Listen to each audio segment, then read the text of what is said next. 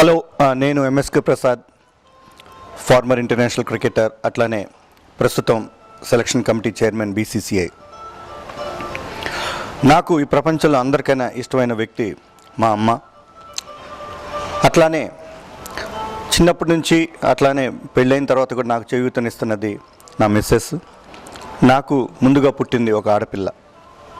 నా జీవితం ఈరోజు ఇంత ఆనందంగా సుఖంగా ఉందంటే మా తల్లి ఇచ్చిన జన్మ, అట్లనే నా ఫ్యామిలీ ఇచ్చిన సపోర్ట్.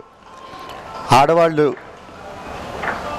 గౌరవించటం భారతదేశ సంప్రదాయం.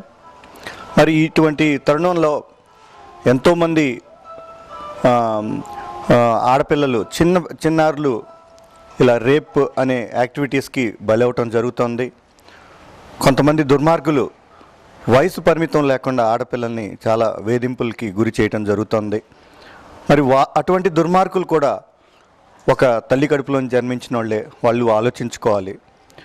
అట్లానే ఇప్పుడు భారతదేశ ప్రభుత్వం నిర్భయ యాక్ట్ తీసుకొచ్చిన తర్వాత కూడా చాలా ప్రాబ్లమ్స్ క్రియేట్ చేయడం జరుగుతుంది.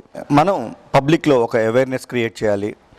అట్లానే ఆడపిల్లల తల్లిదండ్రులకి ఒక అవేర్నెస్ క్రియేట్ చేయాలి. అట్లానే వాళ్ళు పిల్లల్ని కూడా ఎడ్యుకేట్ చేయాలి.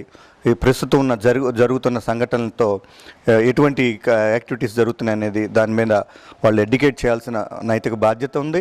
అట్లానే మగవాళ్ళంగా మనందరం ఒక రోజు కంప్లీట్ అవ్వాలంటే పగలుంటే రాత్రి లేకపోతే కంప్లీట్ అవ్వదు. అట్లానే ముందుగా వీళ్ళు నడవాలంటే వెనక వీళ్ళు సపోర్ట్ ఉండాలి. అట్లానే ఒక ఆడవాళ్ళ తోడు లేకుండా మగవాళ్ళ జీవితం కంప్లీట్ కాదు. సో ఇటువంటి మన ఒక సమానక హక్కులు ఈరోజు చూస్తే కనుక ఆ మగవాళ్ళతో పాటు ఆడవాళ్ళు అన్ని రంగాల్లో కూడా ముందంజున్నారు. కానీ ఇటువంటి మరి డౌన్ రోడ్ అండ్ సొసైటీలో పిల్లల్ని చాలా వేధింపులకు గురి చేయటం అనేది చాలా బాధాకరమైన విషయం. మరి ఇవన్నిటిని రియలైజ్ అయ్యి మన పాత్ర సొసైటీకి మనం సపోర్ట్ చేసి తల్లిదండ్రులుగా పిల్లలకి ఎడ్యుకేట్ చేసి, మా మిత్రుడు నాగార్జున ఒక మంచి ఈ ప్రోగ్రామ్ డెవలప్ చేశాడు, ఈ అవేర్నెస్ అనేది. మరి ఇంకొకటి కూడా విషయం వెలుగులోకి రావటం జరిగింది. రేప్ అయిన విక్టిమ్స్ని తల్లిదండ్రులు కూడా సరిగ్గా ట్రీట్ చేయట్లేదు.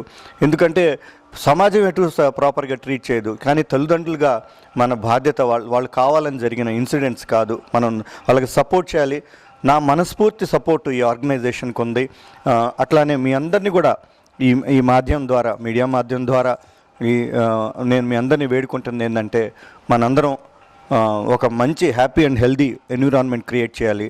ఉమెన్స్ని ఈక్వల్గా రైట్స్తో వాళ్ళకి మన మగవాళ్ళతో పాటు వాళ్ళు జీవించాలి, హాయిగా జీవించాలి. ఏ రోజైతే ఆడవాళ్ళు మన గాంధీజీ గారు చెప్పినట్టు 24 hours వాళ్ళు ఫ్రీగా గనక బయట తిరగగలిగితే ఆ రోజు నిజమైన స్వాతంత్రం అని చెప్పడం జరిగింది. మరి ఇవన్నీ గుర్తుపెట్టుకొని మన సాంప్రదాయం, ఆడవాళ్ళని గౌరవించడం సాంప్రదాయం, అదే సాంప్రదాయం కంటిన్యూ చేస్తారని ఆశిస్తూ ఇటువంటి గొప్ప ఆర్గనైజేషన్ స్టార్ట్ చేసిన నా మిత్రుడు నాగార్జున, అట్లానే వాళ్ళ టీం అందరికి కూడా అభినందనలు తెలియజేస్తున్నాను.